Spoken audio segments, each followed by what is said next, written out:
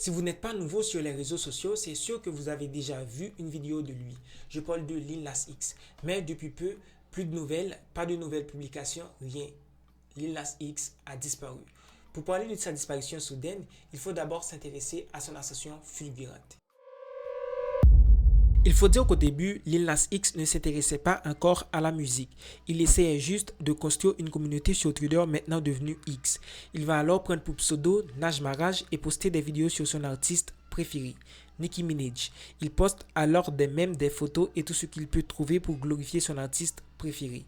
Avec ce compte, il va exploser en gagnant plus de 150 000 followers, ce qui est énorme sur une plateforme comme Twitter pour l'époque.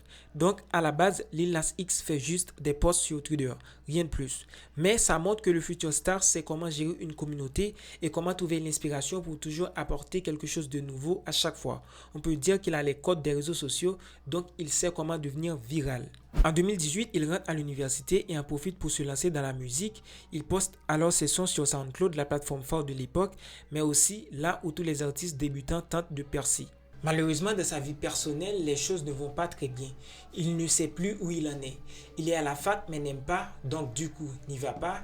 Mais en même temps, il n'a aucune idée de ce qu'il va faire de sa vie. Mais la seule chose dont il est vraiment sûr d'aimer, c'est de faire de la musique dans sa chambre. Donc un soir, il décide de faire des recherches sur YouTube pour trouver des instrus sur lesquels il va bien pouvoir faire des sons. Et il en écoute plusieurs dizaines et finit par tomber sur un instru qu'il kiffe de ouf. Il va alors l'acheter avec le peu d'argent qu'il lui reste sur son compte bancaire et travailler sur cet instru pendant environ un mois. Maintenant que c'est terminé, il peut publier le morceau sur internet et par la même occasion changer sa vie et celle de sa famille. Le son Old Town Road est alors disponible sur SoundCloud et c'est un mélange de rap et de country. Il profite alors de son audience sur Twitter pour booster le morceau en postant plusieurs vidéos de lui dansant dessus. Il ne fait pas du tout le mec timide, il poste tous les jours. Et finalement ça paie car il balance tellement le son que ça commence à monter en visibilité sur la plateforme. Et en parlant de plateforme, il y en a une qui connaît à cette époque-là une croissance exponentielle. TikTok. Le morceau désormais sur TikTok, les gens commencent à faire des tonnes de vidéos dessus, mais en prenant l'allure d'un cowboy. Lil Nas X devient alors l'un des premiers rappeurs à profiter de TikTok pour exploser. Le morceau se hisse alors en tête sur SoundCloud et donne encore plus de visibilité à l'artiste. Le son est tellement bon qu'il sera classé au Billboard Hot Country Song, mais sera par la suite retiré car décrit comme respectant pas les règles de la musique country. Cette décision va alors créer un débat en Amérique parlant de racisme et de haine des rappeurs dans la communauté country. Mais l'artiste n'en a rien à foutre de l'avis de certains puristes du genre car un des plus gros noms du mouvement va être sur le remix de son morceau. On parle alors de Billy Ray Cyrus, en gros un mastodonte du genre. Ça met alors tout le monde d'accord et de finalement accepter que la musique est un mélange de rap et de country.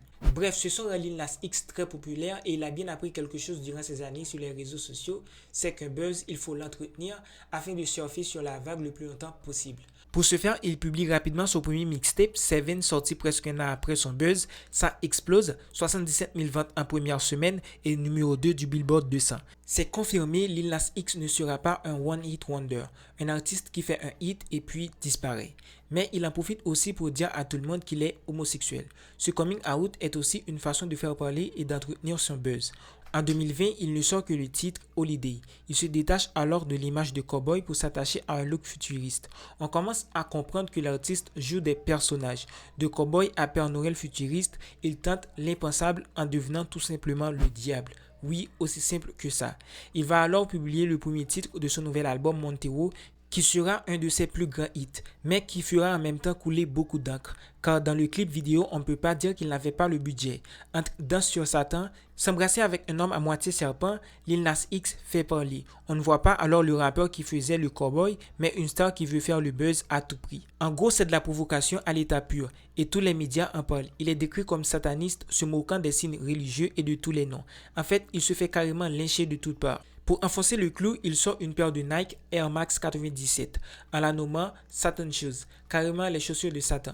Pourquoi ce nom? En raison des différents signes sataniques sur celle-ci. Et pour couronner le tout, elle contiendrait du sang des employés travaillant à le fabriquer. La polémique générée est tellement forte que Nike est obligé de poursuivre en justice les fabricants de ces paires de chaussures.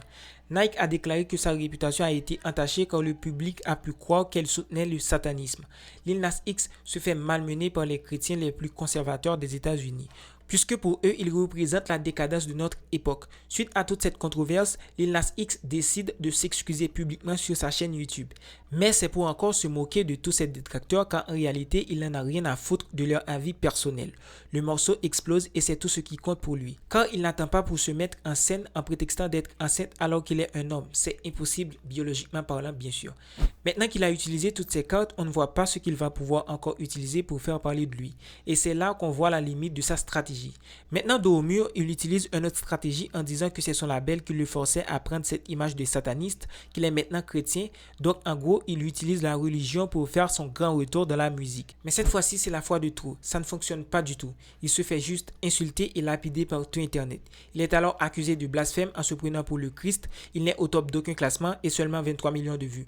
Certes, 23 millions de vues, c'est beaucoup, mais pas pour un artiste qui faisait des centaines de millions. Il va alors s'excuser, mais pas en se moquant, mais sérieusement en expliquant le contexte et dans quel but il avait agi ainsi. Après ça, il va publier plusieurs sons et annonce son nouvel album Dream Boy. Il faut dire que son audience ne fait que baisser, comme en témoigne son compte Instagram passant de 12 millions à 10 millions d'abonnés.